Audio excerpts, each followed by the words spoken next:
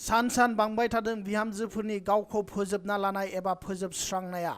बे जाथाया जादों रङियायाव। रङिया 9 नं वार्डआव दिनै बिहामजोनि जिउ फोजोबना लानाय जाथाया खाथियाव नुजाथिदों।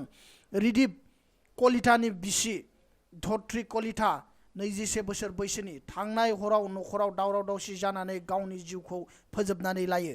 सासे 4 मासनि फिसाजो गोनां हिन्जाव एबा आइजोआ बेबायदि जिउ फोजोबना लानायाव जायगानि थागिबिफोरजों लोगोसे गासैबो रङियानि रायजोफोरखौ सोमोनांहोदों।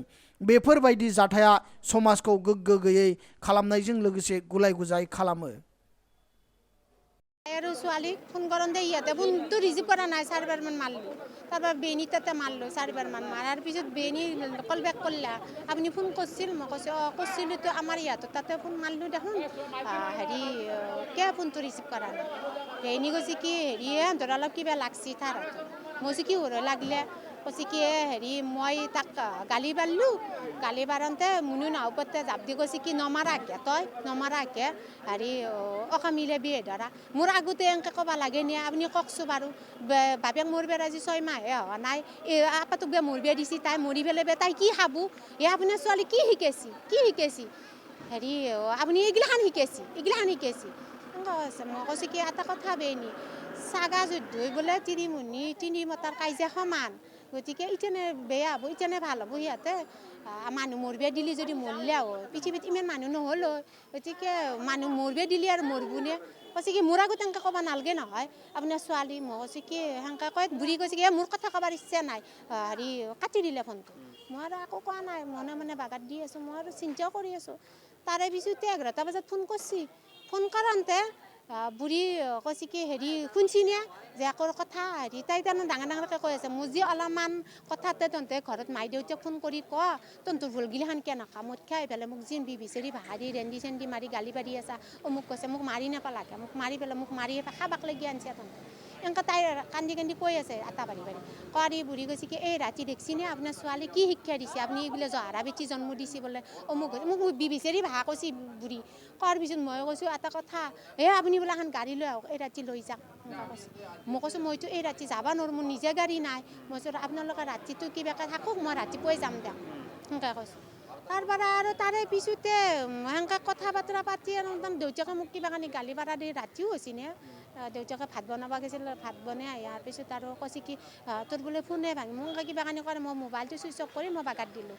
দিয়াৰ পিছতে তাৰে পিছতে আমাৰ দাদাৰ ল'ৰাটো গুৱাহাটী তাতে ফোন কৰিছে বোলে জীয়াকে মুনু মাৰা গৈছে ফেনত ফাঁচি দি। আধা ঘণ্টাৰ ইফেল সিফেল। আপোনালোকে ভাবক সেইটো চুইচাইড কৰা বুলি ক'ব নে মাৰ্ডাৰ কৰা বুলি ক'ব? এতিয়া অভিযোগ মানে মায়াকে মাৰোঁতে পুতেকে যাই খঙত মদুৰ নিচাত যাই মাৰি দিলে, ততত পৰি গ'ল মৰি গ'ল, যাই পেলাই উপায় নাপায় সিহঁতে আৰু ফাঁচি দিয়া বুলি কৈছে। মায়াক পুতেক দু আছে। আমি ন্যায় বিচাৰোঁ, কাৰণ মোৰ ছোৱালীটো যেনেকৈ মোৰ এটাই ছোৱালী আছিল, আগ নাই পিছ নাই, গতিকে সেই হিচাপত মই ছোৱালীটোৰ সুখ হওক বুলিয়ে মই সিহঁতৰ ঘৰত বিয়া দিলোঁ। কিন্তু মোৰ ছোৱালীটোৰ শান্তি যাতে পাওঁ, ন্যায় বিচাৰোঁ, মই এইটোৱে বিচাৰোঁ। শাস্তি পাব লাগে। ধৰিত্ৰী কলিতাৰ ভাইটি হয়।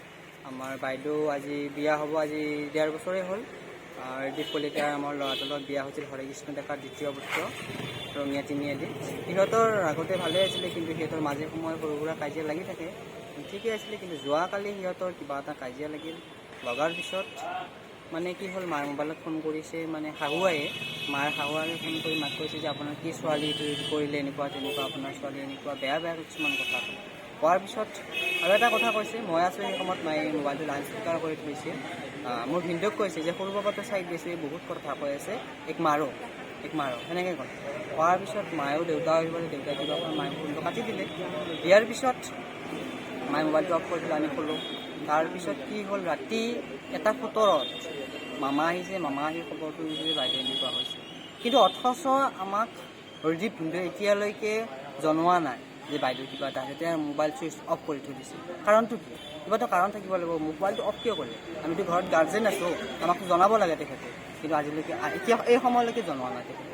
তাৰপিছত যা নহওক, আমি শুনি ৰাতিপুৱা আহিলোঁ, আমি 12জন মানুহ আহিছোঁ। অহাৰ পিছত সিহঁতৰ চোতালত আমি গৈছোঁ, কোনো ৰেচপঞ্চ নাই, কোনো মানুহ ওলাই অহা নাই। তাৰপিছত বহু সময়ৰ পিছত ৰিদিপ কলিতা ওলাই অহাৰ পিছত সি বিন্দাছ কৈছে আৰু আহি কোনো ধৰণৰ তাৰ চকুত মানে কোনো ধৰণৰ দুখ দেখা নাই। কোনো ধৰণৰ সুখ দেখা নাই তাত। বিন্দাছ আহি কৈছে যে মই পেচাব কৰিব গৈছিলোঁ, যাওঁতে মানে এনেকুৱা কাম কৰিছে। বাইদেউ 4 মহীয়া সন্তান এটা আছে। আপোনালোকে কওকচোন 5 মিনিটত এগৰাকী মহিলা ছুইচাইড কৰিব পাৰে জানো ৰুমৰ ভিতৰত, আকৌ ৰাতি সেই 1টা বজাত। তাৰপিছত সেনেকৈ কোৱাৰ পিছত ক'লে, বিন্দাছ ক'লে। তাৰপিছত ক'লে আমি যে মাকৰ কথা সুধিলোঁ, শাহুৱাৰ কথা সুধিলোঁ, ক'ত আছে। তাৰপিছত কৈছে আলহী খাব গৈছে। ঠিক আছে, আমি পিছত থানালৈকে আহিলোঁ। পিছত আমি থানাত আহি দেখিলোঁ যে ডাঙৰ ল'ৰাই আৰু মাকে থানাত আহি বহি আছে। আমাক মিছা কথা কিয় ক'লে, কাৰণটো কি? তো সেইটো আমি উচিত তদন্ত বিচাৰোঁ। মই ৰঙিয়া ভাৰপ্ৰাপ্ত থানাৰ ভাৰপ্ৰাপ্ত অফিচাৰকো মই বিনম্ৰ অনুৰোধ জনাইছোঁ আমাৰ বাইদেউৰ কেছটো যাতে ন্যায় দিয়ে আৰু মোৰ ভাগিনৰ মই ন্যায় বিচাৰোঁ, সেইখিনি বিচাৰোঁ।